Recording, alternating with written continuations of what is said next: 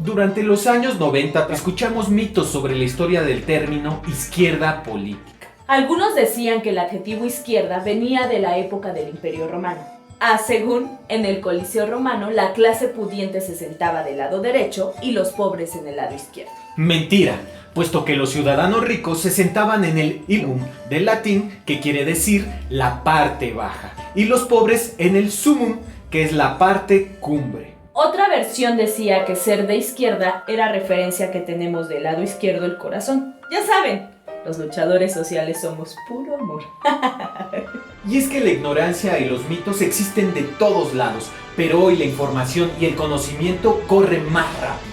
La versión histórica dicta que el término de izquierda política y derecha política surge a partir de la Asamblea Nacional Constituyente de la Revolución Francesa, en la que se debatía el veto absoluto del rey ante las leyes aprobadas por la futura Asamblea Legislativa. La fracción del Club de los Jacobinos que buscaban la eliminación de la monarquía se sentaban en la izquierda del presidente de la Asamblea. Y los que proponían se mantuviese el poder del monarca se sentaban a la derecha. En la cápsula pasada comentábamos la principal diferencia entre revolucionario y reformista. Los revolucionarios primero se cuestionan las elecciones como cambio político dentro del sistema capitalista, por lo que buscan una vía al cambio radical donde se elimine al capitalismo.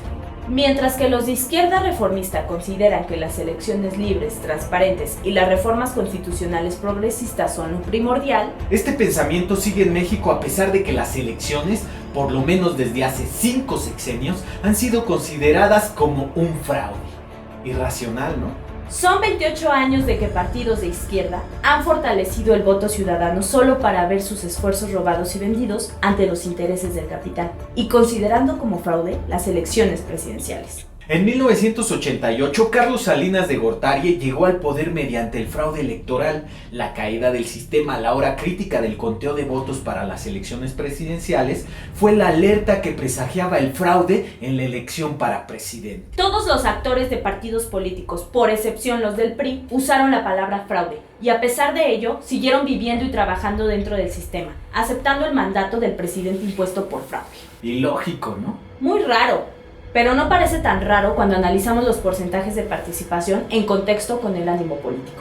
En 1988, el ánimo popular era el de un país en quiebra, que odiaba a los políticos que siempre hacen lo que quieren, refiriéndose a ellos como unos ranteros. Los estragos del terremoto del 85 y la mala actuación ante esa tragedia no solo le dolían al mexicano, esa tragedia se sentía en la vida diaria de todos. Solamente el 52.01% de la población votó. Los analistas decían que había las condiciones para un levantamiento ciudadano al dar cuenta de un fraude electoral. La gente esperaba una reacción del favorito Cuauhtémoc Cárdenas Solórzano, opositor en ese entonces al PRI, pero ese levantamiento nunca sucedió. Muy parecido el ambiente de las elecciones del 2006. La gente tenía una desilusión al ver que el cambio de partido en el poder no funcionó con Fox. Todos son lo mismo. Y con un fuerte reclamo del EZLN hacia todos los partidos, incluyendo el PRD, llamándolos traidores. De nueva cuenta se anunciaba un fraude electoral, cuando el favorito es de un partido de izquierda, opositor al PRI. Solo el 58.55% de la población votó. Andrés Manuel, el autodenominado presidente legítimo, tampoco optó por el levantamiento. Andrés Manuel, con mucha razón, llamó espurio a Calderón. La izquierda institucional pidió conteo voto por voto y Andrés se autodenominó el presidente legítimo. 1994. El narcotráfico tomaba fuerza. El país se conmocionaba con el magnicidio de Luis Donaldo Colosio. La información cruzaba en chismes sobre ese asesinato y el gobierno asesinaba indígenas en una guerra anunciada contra el EZLN.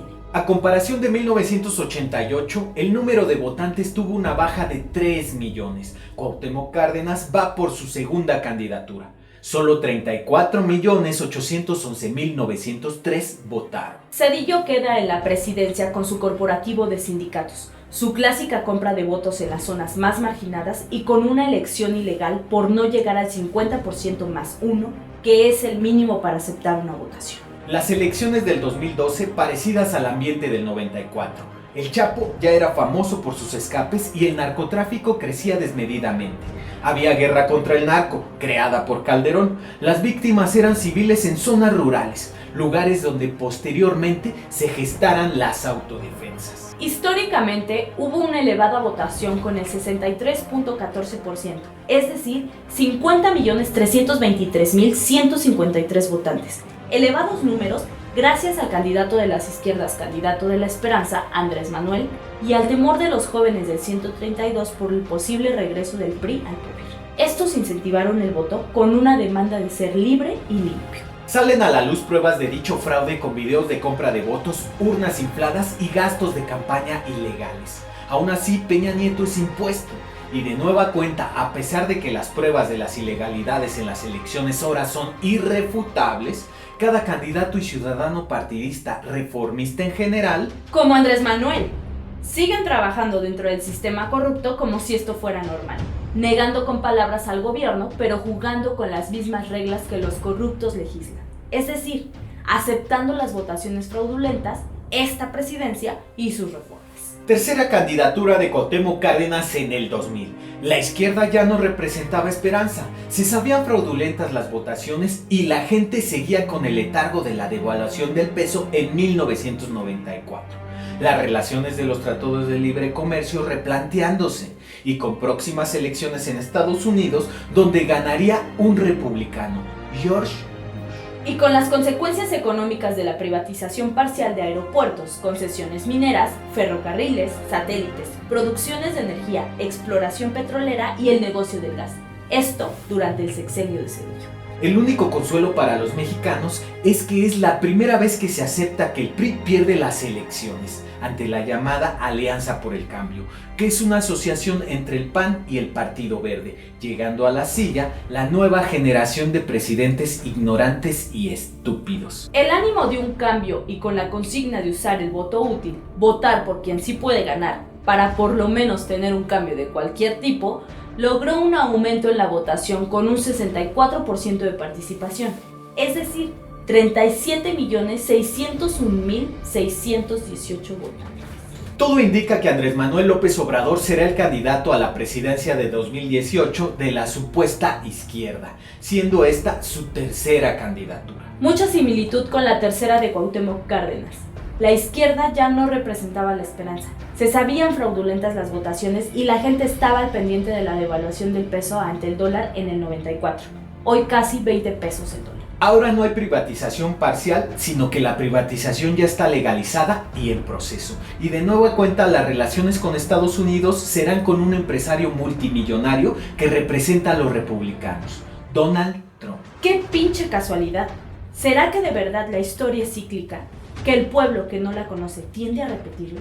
Es ahí donde nos cuestionamos. ¿En realidad la llamada izquierda institucionalizada trabaja para la izquierda? Porque hasta ahora lo que se alcanza a ver es que los candidatos como Cuauhtémoc Cárdenas y Andrés Manuel, que solo han servido para respaldar la existencia de este sistema político y económico capitalista, solventándole una inflación de urnas, ayudando a que la representación esté decidida por apenas el 60% de los registrados en el ahora INE, votos que no han sido respetados de por lo menos hace ya casi 30 años. Lo que no sabemos es si estos candidatos de izquierda están conscientes de su función como respaldos de este corrupto sistema.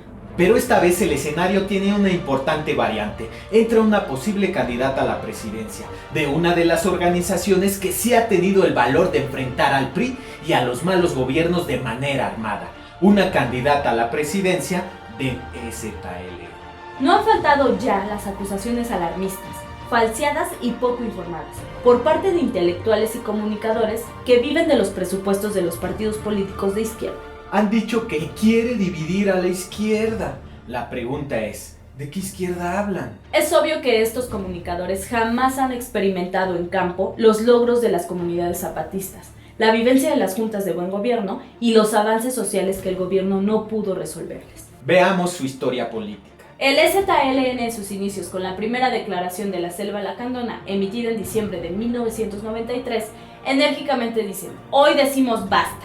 Anuncian una guerra en contra de la dictadura de más de 70 años, dictadura que representan a los grupos más conservadores y vendepatrias. Con esa acción, se declaran rebeldes. Se muestran nacionalistas y rebeldes, pues resaltan los íconos mexicanos como la bandera y el himno nacional. Se apegan al artículo 39 constitucional y se refieren al Ejército Federal Mexicano como los defensores de los traidores de la nación, que es el partido en el poder, el PRI y su máximo y nefasto líder Carlos Salinas de Gortari. Durante 12 días, por mandato de Carlos Salinas de Gortari, el ejército mexicano masacraba con tanquetas y armas de grueso calibre a los indígenas del EZLN, que solo contaban con armas de caza.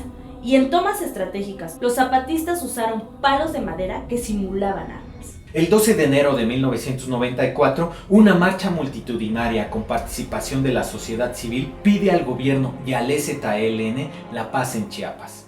Después de unos 300 muertos entre los dos lados, la toma e incendio de 7 alcaldías, 4 cárceles y el desplazamiento de unas 25,000 personas, según las fuentes oficiales. Después de dicha marcha, su rebeldía pasa de una exigencia armada a una exigencia pacífica por petición de la población.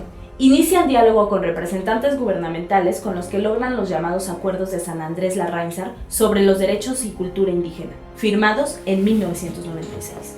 En abril de 2001, todos los grupos políticos del Senado, inclusive el PRD, traicionan los acuerdos de San Andrés, eliminando lo relativo a la tierra y territorios, dejando una formulación que no reconoce derecho alguno de los indígenas sobre las tierras y recursos naturales. En junio del 2005, el EZLN lanza la sexta declaración de la Selva Lacandona, donde se declaran revolucionarios y de izquierda.